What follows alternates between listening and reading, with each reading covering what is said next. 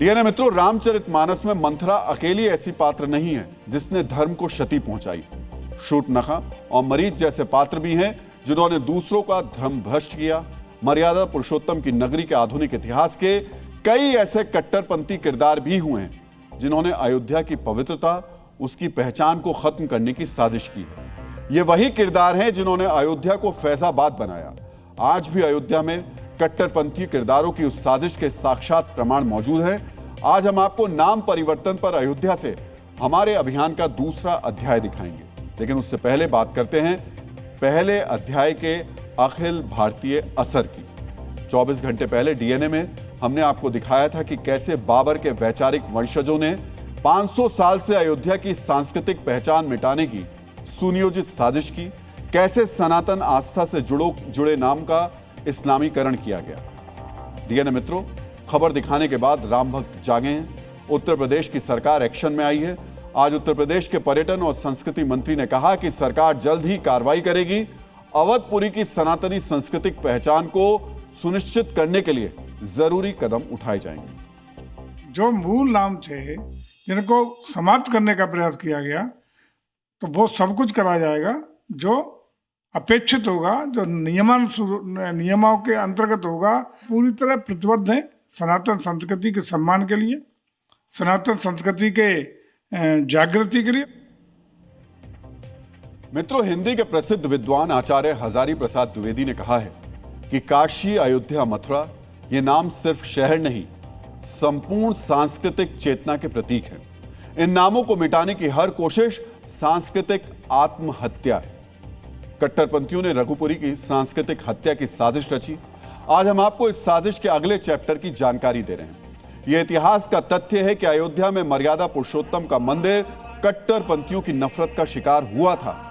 आज हम कट्टरपंथी नफरत के एक और अध्याय की जानकारी आपको दे रहे हैं। ध्यान से देखिए और समझिए। अयोध्या में राम मंदिर के साथ ही दूसरे सनातनी स्थलों को भी निशाना बनाया गया। इन्हीं में से एक है शेषावतार का स्थल।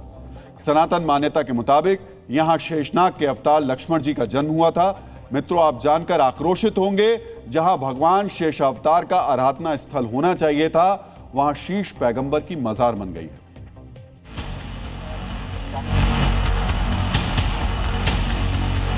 हम ये शीश पैगंबर जो मुस्लिम लोग कहते हैं उसमें आए हैं। इसमें चारों तरफ मजार बनी हुई है और हमारे पौराणिक इसमें क्या है इसका नाम? कि अपने शेषावतार का यहाँ स्थान था। तो हम इस दरगाह के अंदर आए हैं। मौलवी जी हैं, जाकिर साहब जी बताइए, ये वाली आप इसकी बात करें। ये हजरत आदम के बेटे शीश हैं और शीश के बारगाह में आपने शरफ हासिल किया। आपकी लंबाई 120 फीट की है, एक हाई दिल का हिस्सा जाहिर है। ये जगह बहुत महत्व है। हजरत आदम के बेटे हैं, यहीं से हमारी दुनिया कायम हुई। सबसे पहले दुनिया के आप हैं।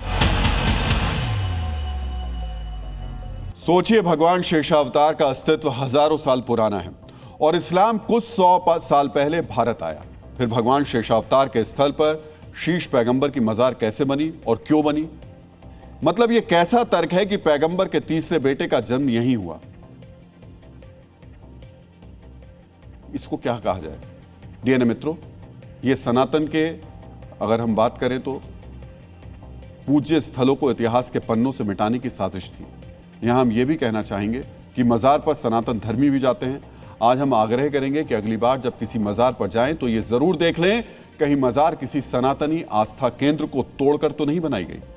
डीएनए मित्रों, मैग्सेसे और ज्ञानपीठ पुरस्कार से सम्मानित साहित्यकार महाश्वेता देवी ने कहा है कि स्मृति मिटाओगे तो लोग अपनी जड़ें भूल जाएंगे और जड़ें भूल गए लोग आसानी से गुलाम बनाए जा सकते हैं। समझिए, किसी भी संस्कृति को अपमानित करने के लिए उसके गौरवशाली अतीत को धूल में मिलाया जाता है। अयोध्या में इस कट्टरपंथी और नफरती सोच के कई और साक्ष्य मौजूद हैं। सनातन ग्रंथों में मणि पर्वत को माता सीता से जोड़ा गया है। मान्यता है कि जब माता सीता अयोध्या आई तो राजा जनक ने उनको मणि भेंट की। उस मणि को जिस जगह रखा गया उसे मणि पर्वत कहा जाता है। मणि पर्वत भी सांस्कृतिक घुसपैठियों की नफरत का शिकार हो गया। कट्टरपंथियों ने मणि पर्वत के आसपास सैकड़ों मजार बना दी। समझिए कैसे हिंदुओं के पवित्र स्थल के पास कब्रिस्तान बनाकर उसे अपवित्र किया गया।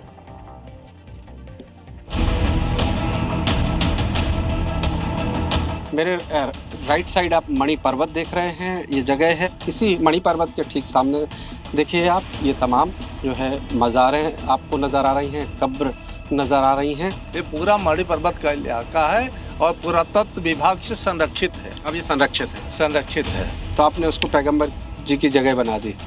बनाने नहीं दी थी, अच्छा। और है और रहेगा। 13वीं-14वीं शताब्दी से पैगंबर साहब जब से भी है। डीएनए मित्रों, समझिए, इतिहास से अयोध्या को विलुप्त करने और सनातनियों का अपमान करने की सुनियोजित साजिश हुई। जो कट्टरपंथी शासन में थे उन्होंने आस्था से जुड़ी जगहों के नाम बदले, सनातन धर्म स्थलों पर कब्जा किया और बाकी काम सूफीवाद और धर्म का चोला पहने कट्टरपंथियों ने कर दिया। समझिए, जो जहां था वहीं से सनातन पर चोट कर रहा था, सनातन को मिटाने की साजिश में जुटा था। राम मंदिर के संपूर्ण निर्माण के साथ अयोध्या का पुरातन वैभव लौटा है। अब सनातनी संत कह रहे हैं कि आक्रांताओं के बाकी चिन्ह भी मिटाए जाने चाहिए। इस देश के अंदर मुगल काल में जिन धार्मिक तीर्थों के महलों के नाम का परिवर्तन हुआ, उनको फिर से उसी के रूप में प्रस्तुत किया जाए। इससे ये साफ जाहिर होता है कि मुगलों के शासन काल में अयोध्या के स्वरूप को विकृत करने का प्रयास मुगल शासकों ने किया है। तो मुझे लगता है कि ये बहुत बड़ी साजिश थी हिंदुत्व को और सनातन धर्म को कमजोर करने की। डीएनए मित्रों, प्रसिद्ध इतिहासकार इरफान हबीब ने लिखा है कि मुगल काल में फतेहपुर सीकरी और शाहजहानाबाद जैसे नाम नई सत्ता की सांस्कृतिक विजय थे। इरफान हबीब को मार्क्सवादी इतिहासकार कहा जाता है। सोचिए, ऐसा इतिहास भी कट्टरपंथियों के सांस्कृतिक विजय वाली कट्टरपंथी सोच का सच बयान कर रहा है। इसी सांस्कृतिक विजय को स्थायी बनाने के लिए बाबर के वैचारिक वंशजों ने नाम बदला, हिंदू आस्था स्थलों को तोड़ा, मस्जिद मजार बनाए और जिसका स्वरूप नहीं बदल पाए उसे अपवित्र कर दिया। अयोध्या में मर्यादा पुरुषोत्तम की जीवन लीला से जुड़े 108 कुंड थे। कट्टरपंथियों ने उन्हें बर्बाद कर दिया। इसलिए आज जरूरी है कि अवधपुरी का पूर्ण गौरव वापस लौटे। सरकार इस्लामिक नामों को बदलने की बात कह रही है।